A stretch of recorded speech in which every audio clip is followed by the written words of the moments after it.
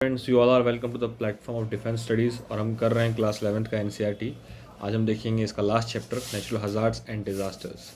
काफ़ी boring chapter है ये। रीज़न ये है इसके पीछे बिकॉज पढ़ना इसमें बहुत ज़्यादा है आपने और काम की चीज़ें बहुत ही कम हैं। मैंने पहले ही कंटेंट को फ़िल्टर आउट कर लिया है जो इम्पॉर्टेंट चीज़ें हैं आपके काम से। सबसे जो इम्पॉर्टेंट चीज़ है इस चैप्टर से जिससे मेनली यूपीएससी क्वेश्चन उठाता है और उठाए भी हैं पास्ट में, वो है ये टेबल 7.2। यहाँ पर नेचुरल डिज़ास्टर्स को 4 कैटेगरीज में क्लासीफाई किया हुआ है। Atmospheric, terrestrial, aquatic, biological. इनमें से कोई एक उठा लेगा, लैंडस्लाइड उठा लेगा, सब्सिडेंस उठा लेगा, ड्रॉट उठा लेगा, पूछ लेगा कौन से टाइप का ये नेचुरल डिज़ास्टर है, या मे भी हो सकता है आपको टेबल में दे सकता है। तो आपने पता होना चाहिए। इसमें इम्पॉर्टेंट एक तो सब्सिडेंस है, या बच्चे बहुत ज़्यादा थोड़ा कन्फ्यूज़ रहते हैं।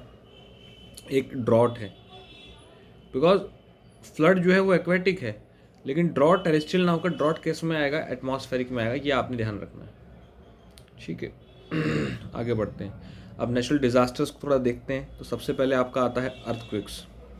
अर्थक्वेक जो होते हैं ये टेक्टोनिक ओरिजिन के होते हैं, यानी कि जो टेक्टोनिक प्लेट का जो मूवमेंट होता है जो मूवमेंट है वो कॉज करता है आपका इन अर्थक्वेक को। काफ़ी डेवस्टेटिंग अगर ये हो सकते हैं बेसिकली, और काफ़ी लार्ज एरिया को इन्फ्लुएंस करते हैं। Sudden release of energy during the tectonic activities in the earth crust. So ये जो चीज़ दी हुई है वो इसको हम थोड़ा इस एग्जांपल से समझते हैं कि जो इंडियन प्लेट है बेसिकली वो आपका इंडो ऑस्ट्रेलियन प्लेट जो है मूव कर रही है 1 सेंटीमीटर पर ईयर के रेट से towards the north and north east direction. अब भी मूव कर रही है।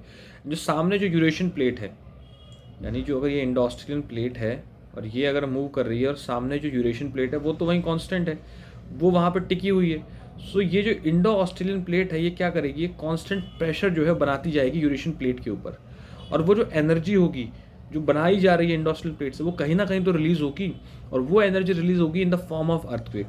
सो ये जो अर्थक्वेक आ रहे हैं ये क्या इसके पीछे फैक्टर रिस्पॉन्सिबल है, that is sudden release of energy during the tectonic activities. तो वो चीज़ यहाँ पर दी हुई है। तो दोनों जो प्लेट्स हैं आपकी लॉक्ड हैं with each other, resulting in accumulation of energy different point of time. और फिर आपका ये जो एनर्जी रिलीज होगी कुछ इस तरीके के अर्थक्वेक के फॉर्म में, ठीक है। उसके बाद में ये चीज़ आपने याद रखनी है कि नेशनल जियोफिजिकल लेबोरेटरी जो कि आपका डिपार्टमेंट ऑफ मेट्रोलॉजी के अंडर आता है, उसने अर्थक्वेक जोन्स को 5 कैटेगरीज में क्लासीफाई किया है। पूछ सकता है कितनी कैटेगरीज, 5 कैटेगरीज। कौन कौन सी हैं ये देख लीजिएगा आप।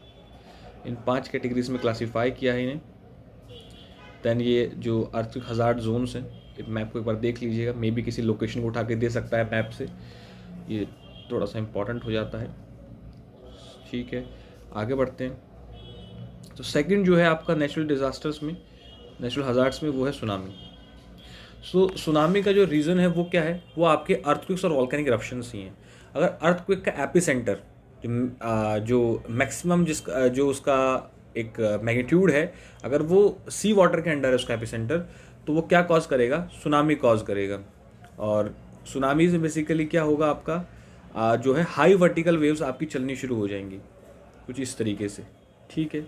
वैसे तो वाटर इस तरीके से मूव करता है, ठीक है। तो ये आपकी हाई वर्टिकल वेव्स जो हैं ये आपकी मूव होना स्टार्ट हो जाएंगी, और इन्हीं को हम क्या बोलेंगे, सुनामी बोलेंगे।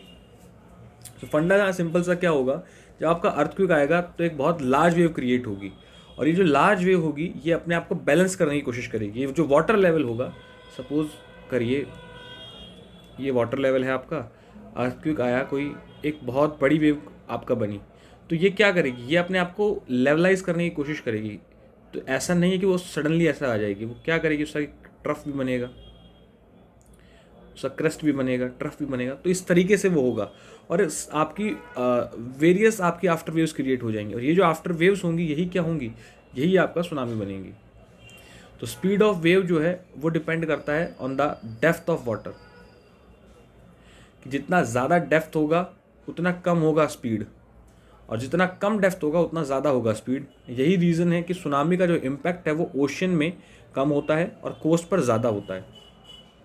दिया हुआ है यहाँ पर, ship is not much affected by tsunami, क्योंकि वो सी में होगा अंदर, वहाँ डेप्थ ज़्यादा है, वहाँ इतनी ज़्यादा नहीं होगी उसकी स्पीड।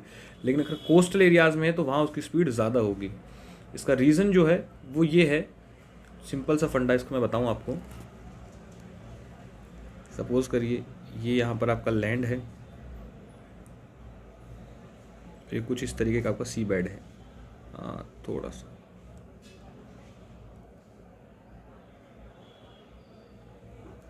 ये आपका सी बेड है और ये आपका वाटर है, ठीक है।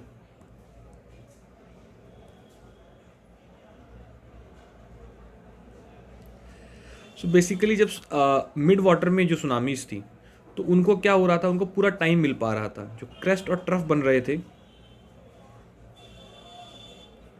उसको एनर्जी रिलीज करने का टाइम मिल पा रहा था। तो वेवलेंथ जो थी वो कैसी थी, वो ज़्यादा थी, और जो वेव हाइट थी वो कैसी थी, ये वेव हाइट कैसी थी, ये कम थी। लेकिन जैसे ये थोड़ा और आगे बढ़ेगा,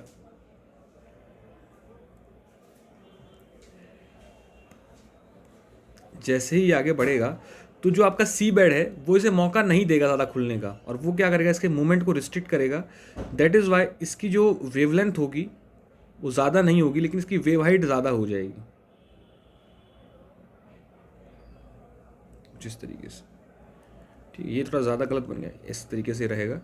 सो ये जो वेवलेंथ होगी ये तो कम होगी, लेकिन ये जो वेव हाइट होगी ये काफ़ी ज़्यादा रहेगी। सो ये रीज़न होगा इसके पीछे का, ठीक है। जैसे ही वो कोस्ट को अप्रोच करेंगी उनकी जो स्पीड है वो भी बढ़ जाएगी, और साथ में वेवलेंथ कम हो जाती है, वेव हाइट बढ़ जाती है, इसलिए वो डिजास्टर्स हो जाती है कहाँ पर आकर, कोस्टल एरियाज़ में आकर। वही चीज़ यहाँ पर दी हुई है।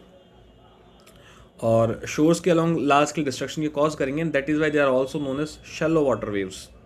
शैलो वाटर वेव्स भी कहते हैं इनको हम। ट्रॉपिकल साइक्लोन्स अभी थोड़ा होल्ड पर रखते हैं इस पूरे कॉन्सेप्ट को, बिकॉज जब हम वर्ल्ड ज्योग्राफी देखेंगे तो इसके ऊपर पूरा एक कॉन्सेप्ट है, कैसे ये बनता है, क्या इसका स्ट्रक्चर है, क्या इसके इफेक्ट होते हैं, और आई ऑफ द स्टॉर्म, ये सब वहाँ पर देखने वाले हैं। तो फिलहाल इसे होल्ड पर रखते हैं। दैन उसके बाद स्टॉर्म सर्ज उसी में देखेंगे, जो एबनॉर्मल राइज है, जो पानी उड़ जाता है आपका लो प्रेशर एरिया में, आपका स्टॉर्म सर्ज उसे बोलते हैं। आगे बढ़ते हैं, फ्लड्स को देखते हैं। सो फ्लड्स के डिसएडवांटेजेस यहाँ पर दिए हुए हैं आपका, लेकिन जो आपने एक चीज़ पढ़नी है वो है इसका एक एडवांटेज। ये एडवांटेज बहुत इंपॉर्टेंट है।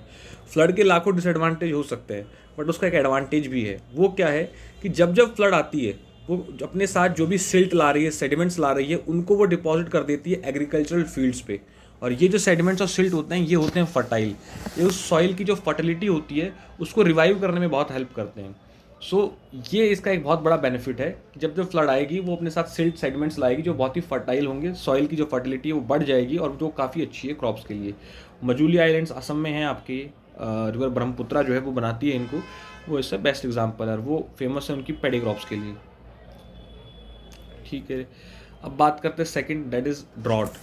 ड्रॉट जो होता है ये एक फिनोमिना है, कब होगा, when there is a shortage of water. Shortage of water क्यों, due to inadequate precipitation and high rate of evaporation. Evaporation तो बहुत ज़्यादा है बट प्रेसिपिटेशन बड़ा कम है, तो वहाँ क्या आएंगी, ड्रॉट आएंगी। और ड्रॉट को 4 पार्ट्स में क्लासीफाई किया गया है। पहला जो है वो है मेट्रोलॉजिकल ड्रॉट।